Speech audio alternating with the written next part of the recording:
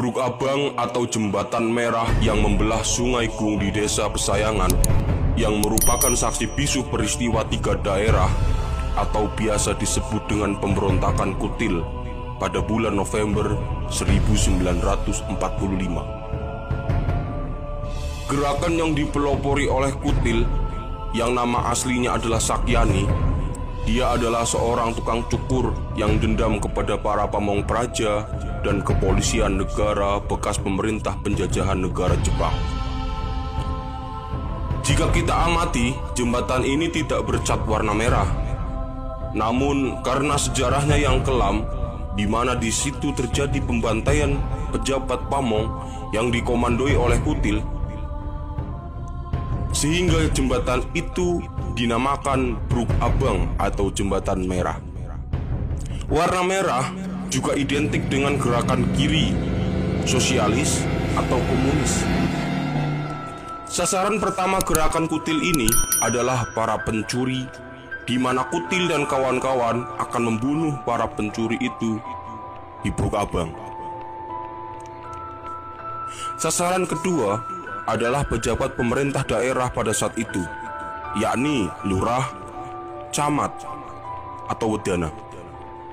Bahkan gerakan ini menimpa keluarga Kardina, adik kandung Raden Ajeng Kartini.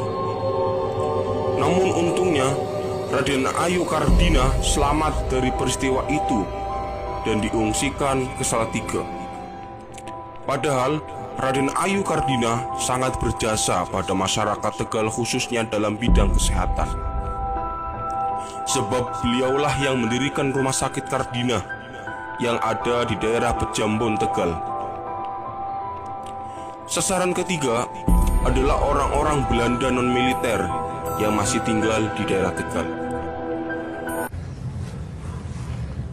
Di sini inilah tempat untuk membunuh atau mengubur Belanda-Belanda yang telah diambil dari rumahnya masing-masing.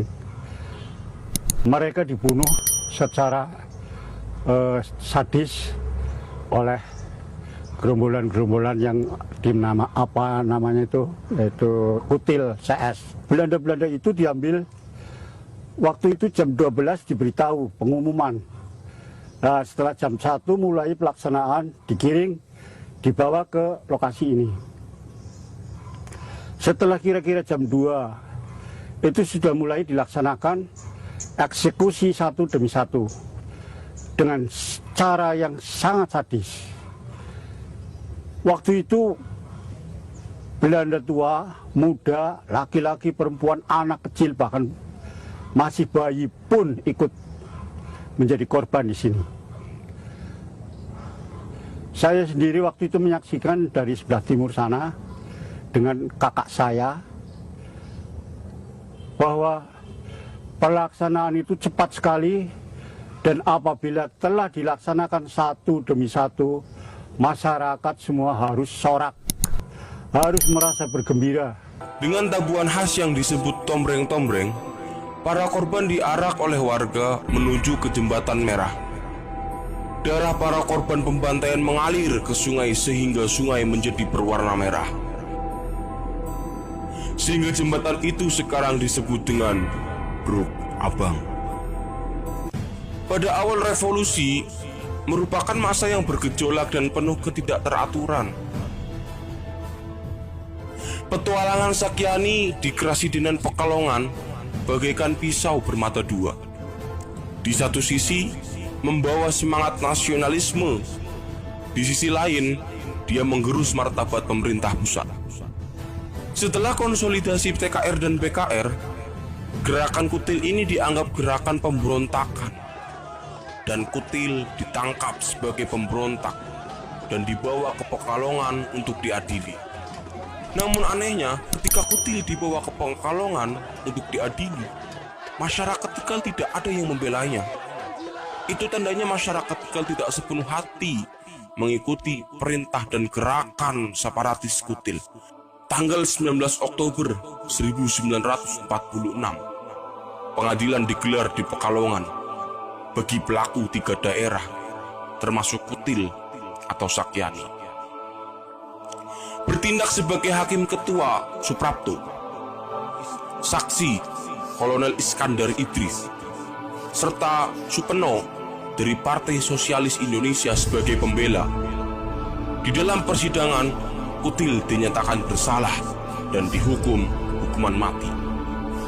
Namun eksekusi terhadap Sakyani gagal karena Belanda melakukan agresi militernya yang pertama di Indonesia.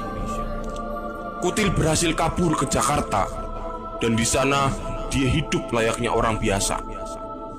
Beberapa tahun kemudian, ada orang Selawi melihat keberadaan Kutil. Kemudian tentara Belanda menangkapnya dan menyerahkan ke TKR. Tanggal 1 Agustus 1950, Kutil mengajukan permohonan gerasi secara langsung ke Presiden Soekarno. Namun, permohonannya ditolak. Tepat tanggal 5 Mei 1951, di hadapan regu tembak di dekat pesisir pantai Pekalongan, dengan mata terbuka, Kutil ditembak oleh regu Albojo.